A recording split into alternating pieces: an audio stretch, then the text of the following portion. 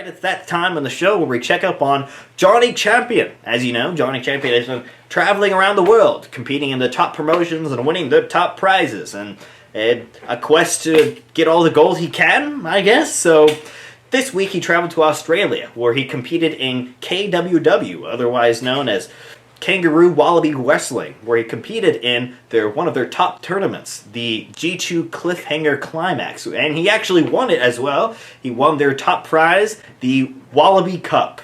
Johnny Champion is certainly winning all the gold that he can, and it looks like he's continuing this undefeated, dominant run.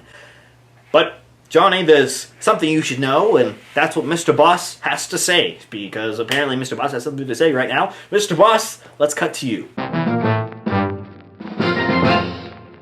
Hello SuperCharged Wrestling fans, it is Mr. Boss here once again with some important news. A couple weeks ago on this program, you guys got to hear from Mr. Crazy, and he had some comments and concerns about his previous match against Johnny Champion at Wrestle Crusade Reckoning. There was one thing that Mr. Crazy said in that interview that remains true.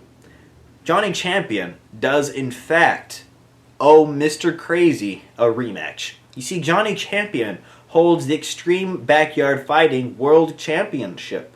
And as long as that belt has been around, the same principle has remained from the very beginning. If you lose the belt or lose a match for the belt, you're entitled to a rematch.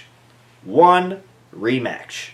So Johnny Champion, by beating Mr. Crazy and retaining your title, not only does Mr. Crazy get another shot, but it will be at the last Showdown.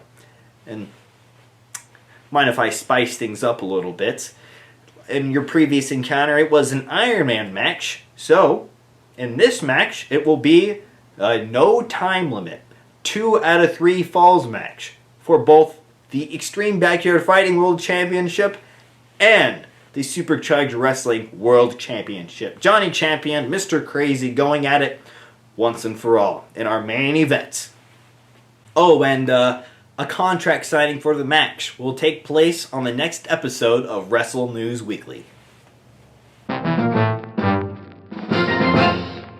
Well, would you look at that? It looks like the main event is pretty much said and done. And I'm excited to also announce, as Mr. Boss previously stated, that the contract signing will in fact be taking place next episode.